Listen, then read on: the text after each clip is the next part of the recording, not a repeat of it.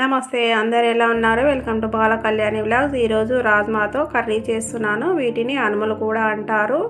మనము నైట్ నానబెట్టి పెట్టుకోవాలి రాజ్మాని.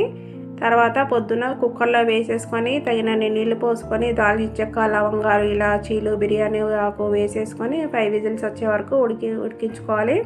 అలా ఉడికించి పక్కకు పెట్టేసుకోవాలి. ఉల్లిగడ్డలు, పచ్చిమిర్చి, టమాటాలు మనము మిక్సీలో వేసి సూప్ చేసి పెట్టుకోవాలి. ఫస్ట్ కడాయి పెట్టి నూనె పోసి జీలకర్ర, ఆవాలు, మిర్చి అందులో వేసేసుకొని తర్వాత ఉల్లిగడ్డలు వేసేసుకొని ఎర్రగా దొరగా వేయించుకోవాలి.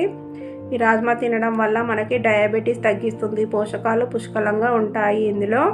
ఉల్లిగడ్డలు వేగిన తర్వాత టమాటా సూప్ అందులో వేసేసుకొని ఉడికించుకోవాలి మంచిగా నూనె పైకి తేలేంత వరకు. తర్వాత పసుపు, అల్లం వెల్లుల్లి పేస్టు వేసేసుకొని బాగా కలుపుకొని కారం కూడా వేసేసుకోవాలి అందులోనే. తర్వాత బాగా కలుపుకోవాలి. ఉడికించి పెట్టుకున్న రాజ్మాని కూడా అందులోనే వేసేసుకొని బాగా కలుపుకోవాలి.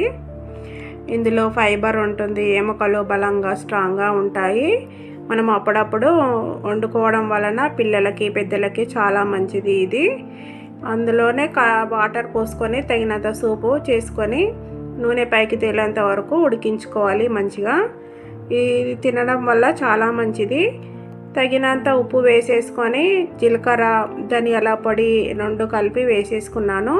తర్వాత మనము కలుపుకున్న తర్వాత కొత్తిమీర వేసేసుకొని దించేయడమే. రాజ్మా కర్రీ అయితే రెడీ అయింది. ఇది రైస్లోకి, చపాతీలోకి, జొన్న రొట్టెలోకి సూపర్గా ఉంటుంది. నా వీడియో నచ్చితే కామెంట్ చేయండి, లైక్ చేయండి, షేర్ చేయండి, సబ్స్క్రైబ్ చేయండి.